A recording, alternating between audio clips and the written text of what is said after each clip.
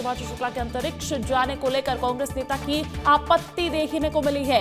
Axiom 4 mission के लिए चुने जाने पर आपत्ति जताई है। कांग्रेस नेता उदित राज ने शुभांशु शुक्ला के बजाय दलित अंतरिक्ष यात्री को चुना जाना था।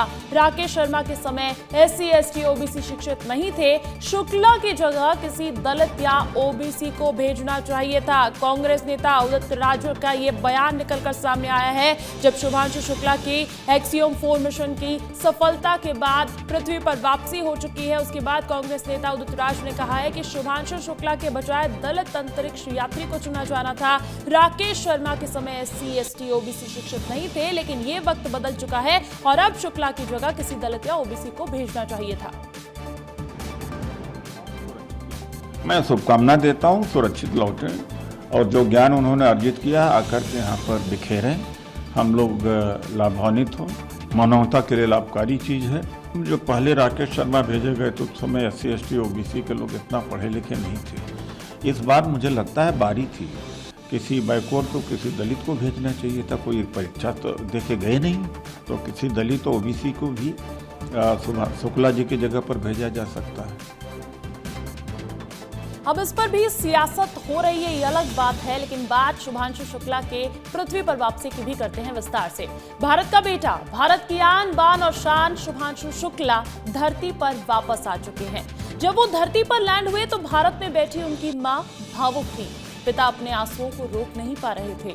हर एक भारतीय शुभांशु की सफल लैंडिंग के लिए हाथ जोड़कर प्रार्थना कर रहा था।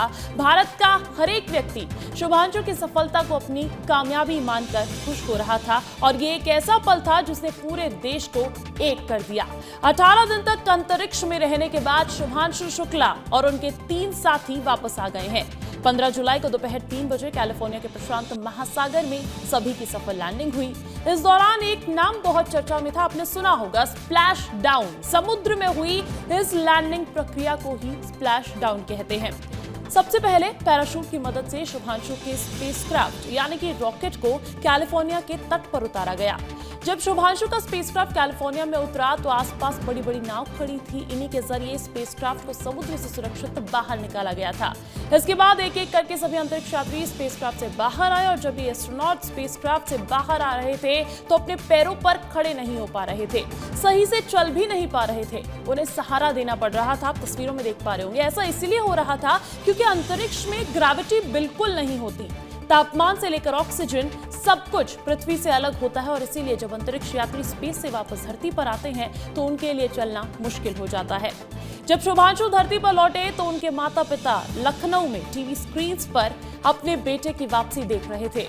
माता पिता की आंखों में खुशी के आंसू भी थे और आंसू हो भी क्यों ना, उनके बेटे ने वो कर दिखाया जो आज तक कोई भारतीय नहीं कर पाया था। 41 साल पहले राकेश शर्मा अंतरिक्ष में गए थे, लेकिन इंटरनेशनल स्पेस स्टेशन पहुंचने वाले शुभांशु पहले भारतीय हैं। शुभांशु की वापसी पर सबसे पहले हमारी एक छोटी सी रिपोर्ट देखिए। Parachutes are deployed.